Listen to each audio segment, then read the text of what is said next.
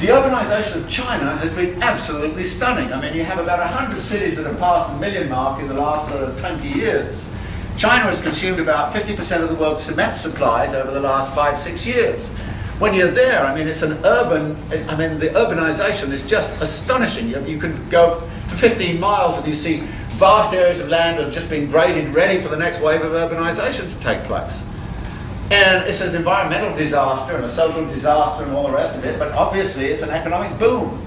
And property values are zooming up, and people are becoming billionaires in property development in China. And in fact, one of the richest people in the world is a woman of 25 years old whose father set up a construction company in the early 1990s in Guangdong province, and they build these sort of cookie cutter kind of rural urbanization projects where they just take over large rural areas and just sort of spread out and they went public on the New York stock, on the Hong Kong Stock Exchange, and when they went public, the company was worth something like $25 billion, and since the daughter is 25 years old, she had half the shares. She's now worth, half of that. I mean, this is astonishing wealth being accumulated out of this kind of dynamic of project. But the thing that's interesting to me about this project is precisely represented, again, by this transformation of scale, that the scale has moved. It's no longer about metropolitan regions. It's not even about the nation anymore. It's about a global urbanization process.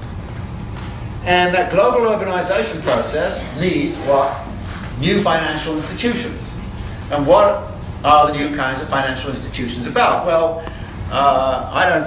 I've actually spent a lot of time reading about this. They're still very hard to figure out exactly what it is. But the main thing is securitization of mortgages, which means that you no longer know who holds your mortgage. I mean, when I went to Baltimore in 1969, you knew who held your mortgage, and if you got into a problem, you knew who to go to.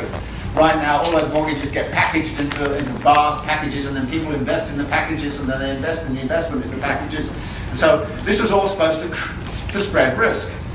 And people then had the illusion that if you spread risk, you eliminate risk. But you don't. Actually, what you do is you accumulate risk. That is, you take risk to a much higher level. And what we're seeing right now is somebody's asked the question, what's inside all of those big packages? Exactly as they asked in 1973, exactly as they asked the Houseman's thing, is there anything inside there? And when they prod, they find, oh my God, there's nothing much in there. Oh dear, now what are we going to do? Well, you then get a tremendous kind of impact and a tremendous kind of devaluation which goes on. Now, at this point, however, you then get another part of the story, which is, what is the uneven impact of this process?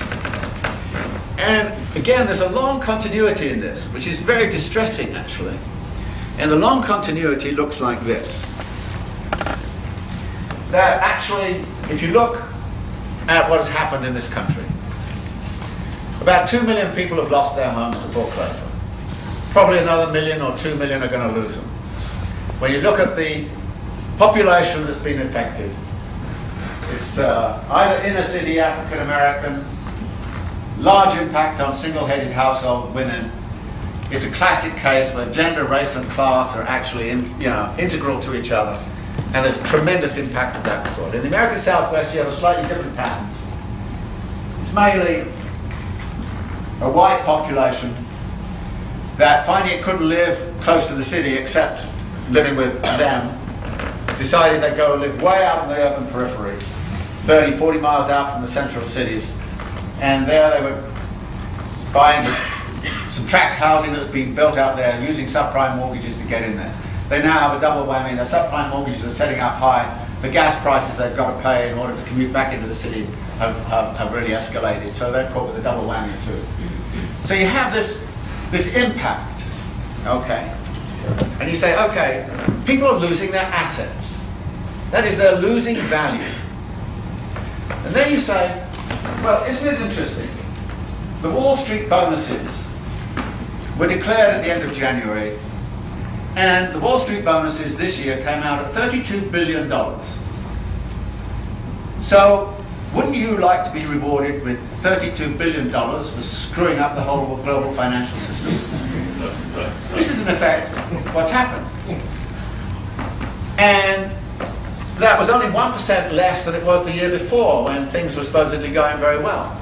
So they've not suffered at all. They're doing fine.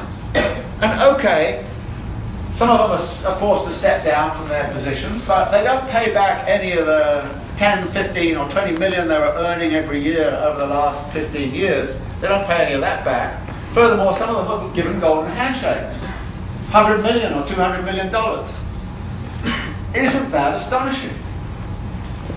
Oh, and by the way, has anybody told you recently the concept of class is irrelevant? If they do, just tell them they're full of shit, okay? And tell them go watch this one, okay? And watch this one unfold. Because this is about real class violence which is being done to lower classes who are least able to really resist it. Now, isn't it interesting? Go back and read Engels. And what does Engels say? Engels says the bourgeoisie only has one way to solve its housing problem, read poverty problem, problems in general. It moves it around. It takes over a particular place and kind of says, hey, we've reformed this place, we've done something great with this place, i.e. gentrified it or something like that. Meanwhile, the poverty shifts somewhere else, and the impact shifts somewhere else. You're moving it around. And as you move it around, Engels also talks in The Housing Question, published in 1872, he also talks about the fact that as creative destruction takes over and you start to reshape cities, what you have to do is you have to start to dispossess those who are least powerful. So he talks about the way in which working class populations on high value land are steadily displaced. Sound familiar? And actually right now, there is a politics of dispossession going on in urban neighborhoods. For instance, in Mumbai there is a famous so-called slum called Dharavi. Dharavi is, famous as a kind of ecological kind of construct in which all kinds of nasty things take place, but that's where the tanning takes place. It ends up in your handbags in Saks Fifth Avenue, that kind of stuff. So they want to get control of Dharavi because it's on high-value land. The value of the land is around $2 billion estimated. And unfortunately, these slum dwellers are on it. So they want to get them out of there. So they start to come up with all these kinds of plans. And of course, they use the environmental argument. What an environmental disaster it is inside of Dharavi. They've got to get rid of the environmental kind of questions and all the rest of it. And under the Indian Constitution, if you've been resident in an area for long enough, you can claim rights of residency. The trouble is, if you're a slum dweller, it's very hard to prove that you've been a resident. How do you prove it? I mean, you don't have any landlord kits, you don't have any electricity bills and property taxes, you can't actually prove it. It's very hard to prove that you've been a residency there, and if somebody attests to the fact of the proof, you immediately find out. Of course, you attest to them and they attest to you, you're all liars, aren't you, anyway? So this thing goes to the Indian Supreme Court as to whether people in these areas are entitled to compensation. And the Indian Supreme Court, which has gone neoliberal just pretty badly, said no, they cannot be compensated. To compensate a slum dweller for their illegal occupation of the land is like compensating a pickpocket for their actions. That's actually in the official Supreme Court statement, which is, okay, they can be displaced. They can just be wiped out of it. Well, there's been political resistance on Dharavi, and political resistance in other parts of India, where Nandigram, where there's a massacre of populations resisting these kinds of displacements. There's a politics of dispossession going on around this attempt to rejig the cities more after their heart's desire, not after our heart's desire or their heart's desire.